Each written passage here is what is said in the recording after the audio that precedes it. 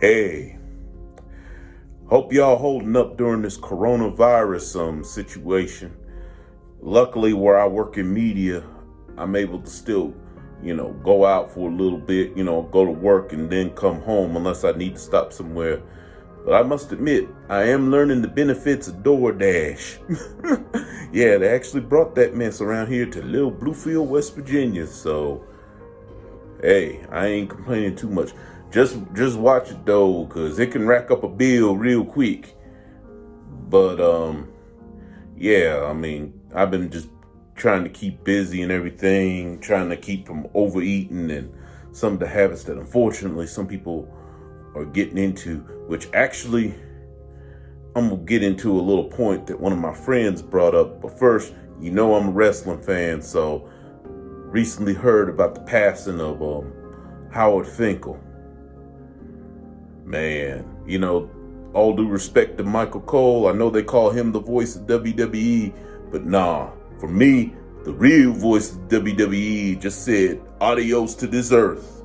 And that was Mr. Howard Finkle. Because ever since I started watching well, back when it was WWF, this is back in the 80s, during the rise of Hulkamania, it was always his voice ring announcing all those people. I mean, think about all the people that he's called, to the ring, from Hulk Hogan, regardless of what you think of him. And I don't have a good opinion of the man. But it was his voice, especially at Madison Square Gardens or all those WrestleManias. I mean, think about the stars he's called, like Hulk Hogan, Randy Macho Man Savage. Some of these cats I'm going to name are no longer here. Bret the Hitman Hart, The Ultimate Warrior, Kurt Angle, Stone Cold Steve Austin, The Rock.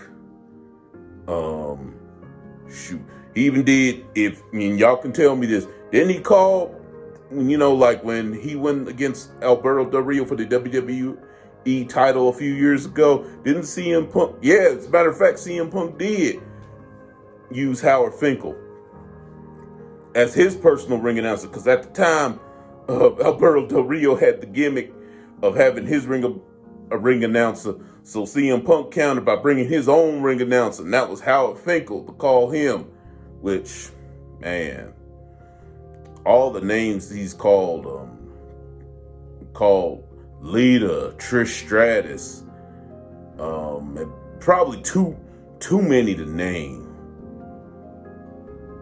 But yeah, and some of the ones that you could think of are no longer here. So, all I gotta say is, rest in peace, Mr. Finkle. Now to the other point I wanted to talk about. One of my friends, and she know who she is when you hear this, she brought up about how she hopes this whole situation actually makes people look in the mirror and hope it's a hard reboot for a lot of people. Because, everybody's complaining about, oh man, this has been too long, man. We can't go nowhere. I mean, some of us, we've only been in quarantine for much of the country for like maybe 2 or 3 weeks. Now, those of you that have families to take care of or have your own businesses to take care of, I get y'all. But some of y'all are just whining and complaining. And I don't mean, I know it comes off as a mean way, but I don't really mean it as being mean. What I mean by that is, I wonder if y'all was using going out to parties or the job or what have you as a way of getting away from dealing with certain things, like maybe dealing with a marriage, dealing with your kids, dealing with your extended family, dealing with whatever. Now you don't have that outlet. Now you actually got to face it, and it's driving you crazy. So, yeah, and I've heard about the numbers of domestic violence and all that blowing up, which probably there was already problems there all along. But then when they didn't have that outlet anymore, it really blew up. So, let's hope we get through this. Let's hope this doesn't last too much longer. It may. It may or it may not.